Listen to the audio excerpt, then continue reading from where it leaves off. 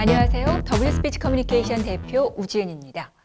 요즘 공채 시즌이라서 많은 구직자들이 면접 준비에 한창인데요. 그래서 특별히 준비했습니다. 면접에 임하는 지원자들이 정말 궁금해하는 몇 가지 질문을 속 시원히 풀어보는 시간 가져보겠습니다.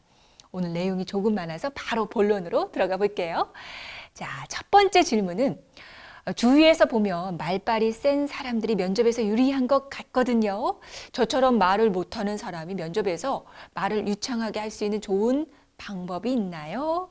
라는 질문입니다. 네, 면접을 준비하는 분들이 가장 많이 하는 질문 중에 하나예요.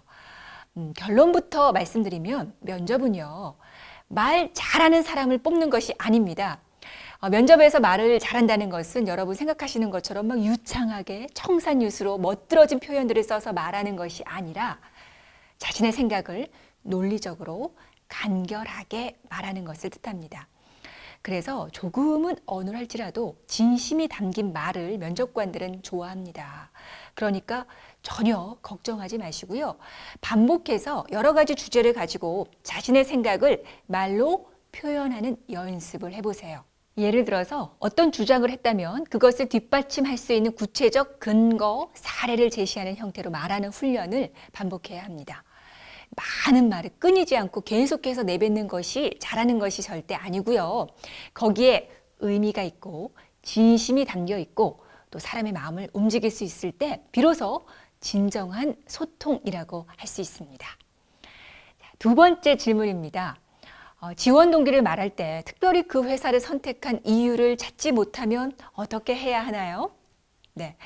솔직히 지원자들 중에는 정말 특별히 그 회사에 입사하고 싶어서 지원하는 경우도 있지만 대개는 비슷비슷한 업종의 여러 회사를 동시에 지원하게 되는 경우가 많습니다. 그렇기 때문에 구체적으로 그 회사를 지원한 이유를 말하기가 어렵다면 그 회사에 들어가서 꼭 하고 싶은 일, 그러니까 자신의 기획을 말해야 합니다.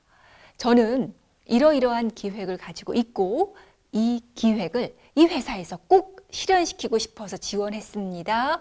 라는 식으로 지원 동기를 말하면 되겠습니다. 여러분, 면접 장소에 결코 그냥 빈손으로 가시면 안 됩니다. 자신의 주머니 속에 여러분이 생각해낸 자신만의 기획을 꼭 넣어가시기 바랍니다. 그렇게 되면 지원 동기뿐만 아니라 미래의 포부나 또 계획에 대한 질문을 받더라도 그 기획과 연관지어서 훌륭한 답변을 얼마든지 할 수가 있습니다. 자, 이제 세 번째 질문 보겠습니다. 하고 싶은 말이 남았는데 다음 질문으로 넘어가 버리면 어떻게 하나요? 네, 이런 경우는 대부분 서론을 너무 길게 말했기 때문에 그렇습니다. 면접에서 답변을 하실 때는요, 일단은 면접관이 가장 알고 싶어 하는 것에 대해서 답을 한 후에 부연 설명하는 식으로 대답하는 것이 좋습니다. 즉, 결론을 미리 말하는 겁니다. 예를 들어서 면접관이 당신은 이 일을 할 수 있습니까? 라고 질문을 한다면 네, 결론부터 네, 할 수 있습니다. 이렇게 상대가 알고 싶어 하는 것을 우선 대답하고요. 그리고 나서 왜냐하면 전에 회사에서 경험한 일이기 때문입니다. 이렇게 이유를 설명하고요.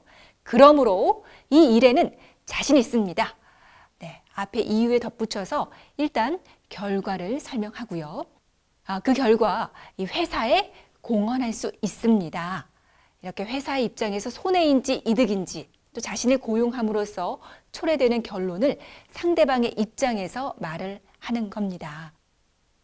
이렇게 어떤 결과를 초래할지 앞으로의 전망까지 더한 아주 완벽한 답변이 되었지요. 자, 답변을 하실 때는요, 이렇게 반드시 결론부터 말씀을 하십시오. 마지막 질문입니다. 면접관에게 뚜렷한 인상을 주고 싶은데 어떻게 말하면 좋을까요? 네, 뚜렷한 인상을 주기 위해서는 고유 명사나 숫자를 구체적으로 말하는 방법이 있습니다.